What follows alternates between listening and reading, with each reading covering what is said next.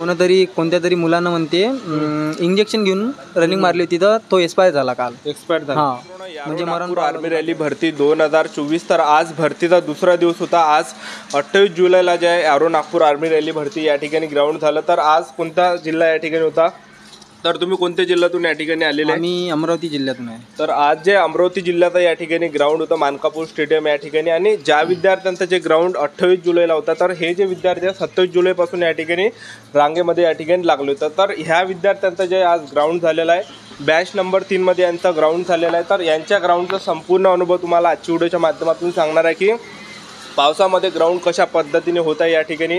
त्याचबरोबर एका बॅचमध्ये किती मुलं सोडत आहे, एका बॅचमधून किती मुलांना घेतलं जात आहे, ॲक्सिलेंटचे किती मुलं घेतल्या जात आहे, सेकंड ग्रुपचे किती मुलं घेतल्या जात आहे, त्याचबरोबर 1600 मीटर रनिंगसाठी टायमिंग काय दिलं जात आहे, ॲक्सिलेंटसाठी टायमिंग किती दिलं जात आहे, सेकंड ग्रुपसाठी टायमिंग किती दिला जात आहे, आणि पूर्ण टोटल या ठिकाणी टायमिंग किती दिला जात आहे. तर हे यांच्याकडून जे आपण आजच्या व्हिडिओच्या माध्यमातून जाणून घेणार आहे. तर आजचा व्हिडिओ खूप महत्त्वाचा होणार आहे.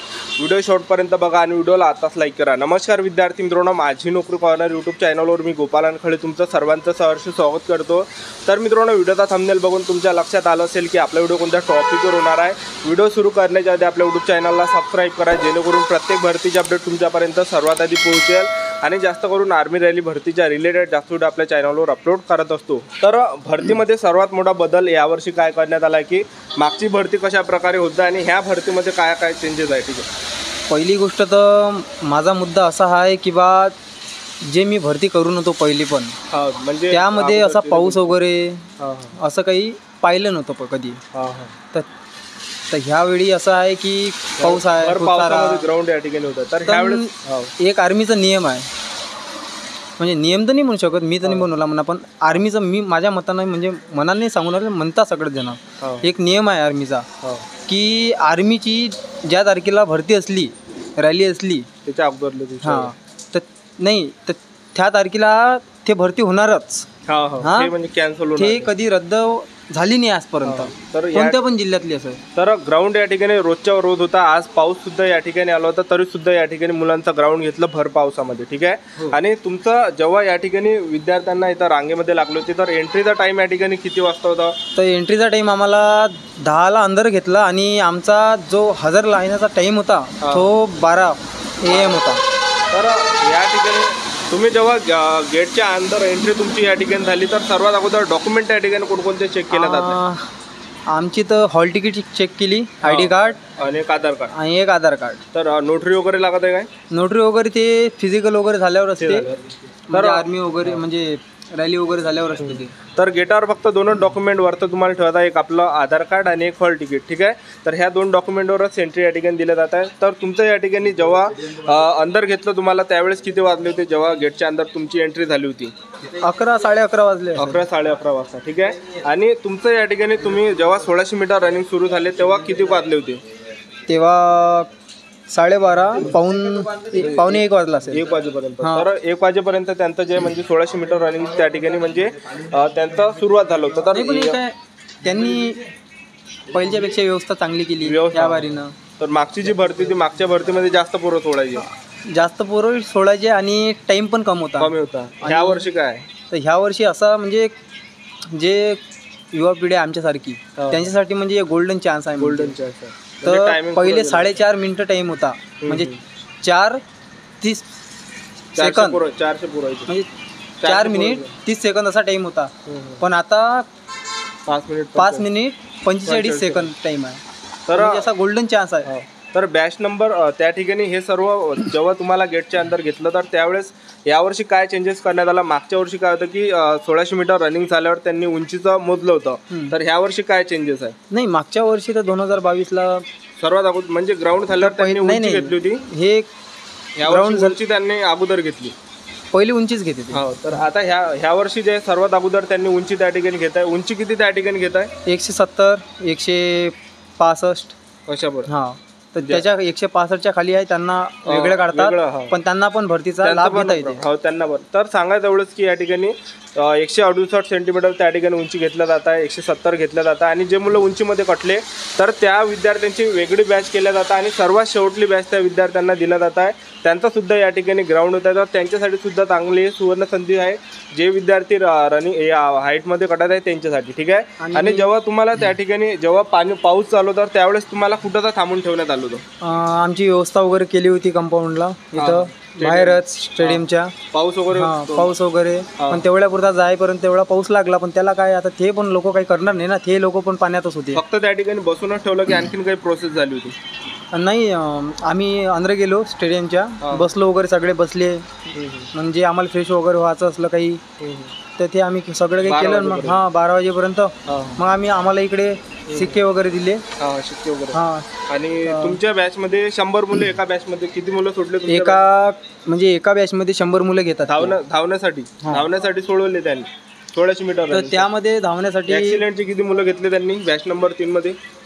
बॅच नंबर 3 मध्ये त्यांनी घेतले पहिल्या बॅच मध्ये, जे पहिल्या याच्यात आले टायमामध्ये, तर त्याच्यात त्यांनी 20-25 जण घेतले. 20-25 मुलं ऍक्सिडेंटचे त्यांनी घेतले बॅच नंबर 3 मध्ये.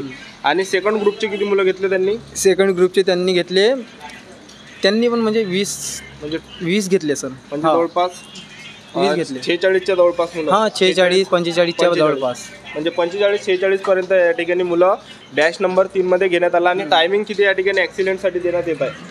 तर टायमिंग तरी जो आपण टायमानुसार, म्हणजे आता कोणी 4.5 मिनिटापर्यंत पण मारू शकते मारणारे असले तर. ते नाही झालं तर 5 मिनिटातही मारलं तर ॲक्सिलेंट त्यांना म्हणजे समोरच्या म्हणजे तो सगळ्यात म्हणजे 1 नंबरवर राहून जाते. आणि सेकंड ग्रुपसाठी 5:45 पर्यंत या ठिकाणी टायमिंग चालू आहे. तर अशा प्रकारे जे विद्यार्थी मित्रांनो, यारो नागपूर आर्मी रॅली भरतीचा आज ग्राउंड झालं बॅच नंबर 3चं. तर सुरुवातपासून शेवटपर्यंत अशा प्रकारे या ठिकाणी प्रोसेस होता. पाऊस जरी या ठिकाणी चालू आहे तरीसुद्धा या ठिकाणी ग्राउंड होतं आहे, लक्षात ठेवा. ठीक आहे. आणि ग्राउंडला जाताना तुमचं या ठिकाणी काय म्हणणं आहे की बा जेव्हा ते सिंथेटिकचं ग्राउंड आहे तर मुलांनी या ठिकाणी बुटावर धावलं पाहिजे की बिना बुटाचं धावलं पाहिजे? तुम्हाला काय वाटते? माझ्या म्हणण्यानं की पाणी चालू असलं तर बिना शूजनं धावले पाहिजे. चांगलं आहे, बेस्ट आहे. कारण की शूज वगैरे फिसल्याचा भीती वाटते. आणि पाऊस नसला काही नसला तर तुम्ही शूज घालू शकता, पण तसंही ते ग्राउंड असं आहे त्याला माणूस चिपकूनच चालते. बरोबर. पण शेगासारखी बुटं झाली आहे, महागवाले बुटं चिपकून घेते, पण शेगासारखे सस्त्यात वगैरे राहते ते चिपकून घेत नाही ना. बुटं फिसल्याची भीती वाटते, कसं काही होऊन जाते. तर सांगायचं एवढंच की जेव्हा पाऊस जर आला तर तुम्ही बिना बुटाचा या ठिकाणी धावू शकता, कारण की तेवढंच बुटाचा भार सुद्धा काही नाही. बुटे वगैरे काही नाही आहे तिथं, काहीच नाही आहे. पुरं साफ ग्राउंड चांगलं आहे, ग्राउंड साफ आहे, काहीच नाही आहे. आम्ही स्वतः मी बिना चपलीने धावलो.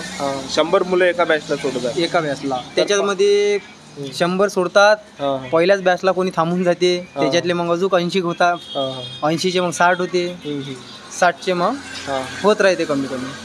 तर एवढे मुले जे आज या ठिकाणी घेण्यात आले. ठीक आहे. आणि या ठिकाणी काय की जे आपण विद्यार्थी या ठिकाणी ग्राउंडला येणार आहे तर एक दिवस अगोदर तुम्हाला या ठिकाणी यावं लागणार आहे.